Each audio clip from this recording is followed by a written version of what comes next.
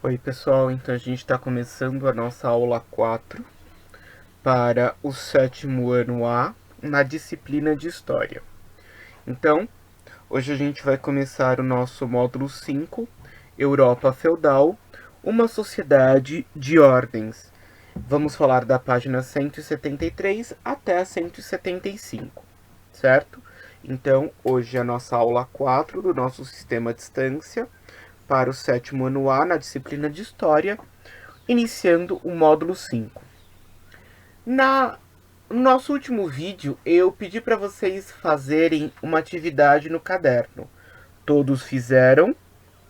Como a atividade é no caderno, não existia desculpa para ninguém ficar sem fazer, certo?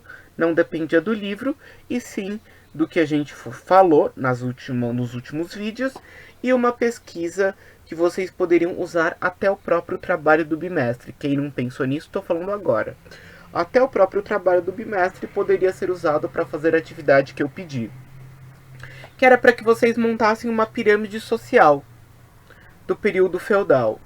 E aí então, no nosso módulo 5, a gente vai começar falando aqui da Europa feudal, uma sociedade de ordens, tá? Então, 174, as marcas da desigualdade. A sociedade feudal, ela é uma sociedade estamental. O que isso significa? Que ela é uma sociedade dividida em classes, tá? Então, sociedade estamental é uma sociedade dividida em classes. Então, a sociedade feudal, ela se encontrava dividida em classes sociais. E essa sociedade estamental, ela vai determinar que é praticamente impossível você mudar de uma classe para outra. Principalmente se você fosse da classe mais baixa para a classe mais alta. Mas e se eu acho... Não existia esse e se. Aí se eu achei um tesouro escondido, não adianta. Ah, mas e se eu encontrei a lâmpada mágica do... Não adiantava. Essa sociedade, vamos pensar que a gente está falando de uma sociedade pequena. O número de pessoas é pequeno. O reconhecimento populacional é mútuo, ou seja, todo mundo se conhecia. Não existia essa coisa, ah, mas e se eu enganar o nobre dizendo que eu também sou... Não. Essa possibilidade era inviável, tá? Então essa sociedade estamental é uma sociedade rígida, onde as classes sociais elas não se comunicavam. As únicas classes sociais que se comunicavam era a nobreza e a igreja. De resto, nenhuma outra classe social se conversava. Nenhuma outra classe social se relacionava. Todas as classes elas eram extremamente fechadas, tá? Então, um nobre e um servo eram classes de oposição, vamos falar assim. Então, por isso uma sociedade estamental, dividida em classes. Então, nós temos três classes: os que oram, os que combatem e os que trabalham. Os que oram é a igreja. Então, a igreja cristã, lembra lá que desde do momento da consolidação da invasão germânica, a igreja cristã ela está muito aliada ao poder germânico, certo? Então, os que oram são a igreja. Os que combatem é a nobreza. Por quê? Porque ir à guerra era um ato nobre. Ir à guerra era um ato nobre. O nobre, ele vivia para a guerra. Até porque, de onde veio esse nobre? Hein? De onde veio esse nobre? Alguém? Mais alguém vai me responder? De onde veio esse nobre? Esse nobre, ele é de descendência germânica. Se ele é de descendência germânica, se ele descende dos povos bárbaros, ele descende daqueles povos que cultuavam a guerra. Então, por isso que para o nobre feudal, para o senhor feudal nobre, a guerra era tão importante e ele se reconhecia naquilo. Então, ir à guerra não era algo do pobre, era algo do rico, do nobre, porque lutar era nobre.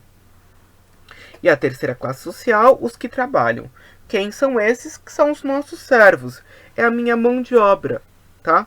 Então, os servos, eles são a minha mão de obra, são os meus trabalhadores, são aquelas pessoas que trabalham a terra, que garantem a minha sobrevivência. Então, três grupos, três classes sociais: a igreja, a nobreza e os servos. Hoje a gente vai falar de dois grupos, tá? Da igreja e da nobreza. Então, uns oram. A igreja, ela tinha um papel muito importante nessa sociedade, porque ela tinha um papel de controlar o servo. Aqui nessa sociedade, a gente fala que é uma sociedade onde existe um volume de histórias muito grande, porque nesse momento a igreja atribui toda e qualquer desobediência como um ato ligado à condenação espiritual.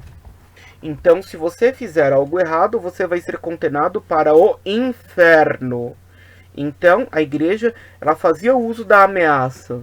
E por meio dessa ameaça, ela convencia o servo, e o servo obedecia o senhor feudal.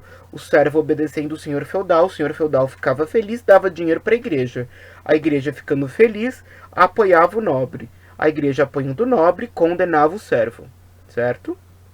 Por isso que o servo também não se rebelava contra o seu senhor, porque ele tinha medo dessa condenação. A igreja ia dizer: se você não fizer a atividade da aula, você será jogado no fundo do... Tá? Então a igreja ameaçava o povo para reconhecimento do poder dessa nobreza.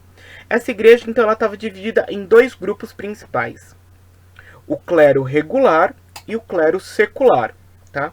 O que é esse clero regular e secular? O clero regular é o clero dos monges, das abadias. Então, o clero regular é o clero que vai ser reconhecido pela oração, vive para a oração. O clero secular é o religioso que trabalha com o povo. Secular vem de sécula, pecado, tá? Então, o clero secular é o padre, que trabalha com o povo pecador. O clero regular é o abade, é o monge que vive para oração. E esse clero, ele é subdividido em duas categorias: o alto clero e o baixo clero.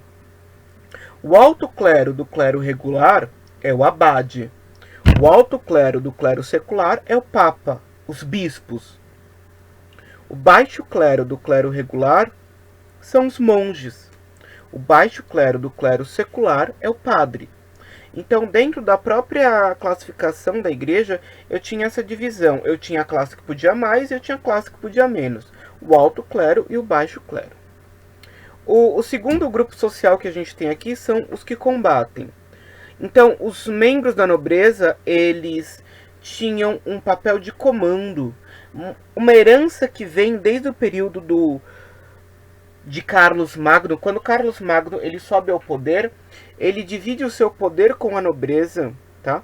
Então ele divide o seu poder com os nobres para que eles auxiliassem a administração do território, a administração do reino, tá? Quando Carlos Magno sai do poder, sobe o seu filho, depois os netos com o Tratado de Verdun. Esses nobres, de forma localizada, ganham um poder estratosférico, tá? Então esses nobres, eles ganham um poder inquestionável, tá? E esse poder inquestionável, eles consolidam então com a instituição do modo de vida feudal. Quanto mais terras eu tiver, maior é o meu poder. E aí os nobres tinham entre si uma relação de fidelidade, que era a relação de suzerania e vassalagem. Suzerano é aquele que doa terras, vassalo é aquele que recebe. Então, o suzerano doava um pouco das suas terras a outro nobre, que se tornava seu vassalo. O suzerano e o vassalo tinham uma relação de reciprocidade, tá? Então, eles tinham um ato de fidelidade entre si. Na próxima aula, a gente vai continuar discutindo esses atos de fidelidade da nobreza. E hoje vai ficar para vocês a atividade 1 da página 176 e 177. Certo? Façam. Lembrem o que a igreja fala. Quem, a igreja medieval aqui, esse grupo dos que oram, quem não faz a atividade será condenado. Certo? Então façam a atividade. Tchau, pessoal, até a próxima aula. Então, atividade 1 da página 176 e 177. Até o próximo vídeo. Tchau, pessoal.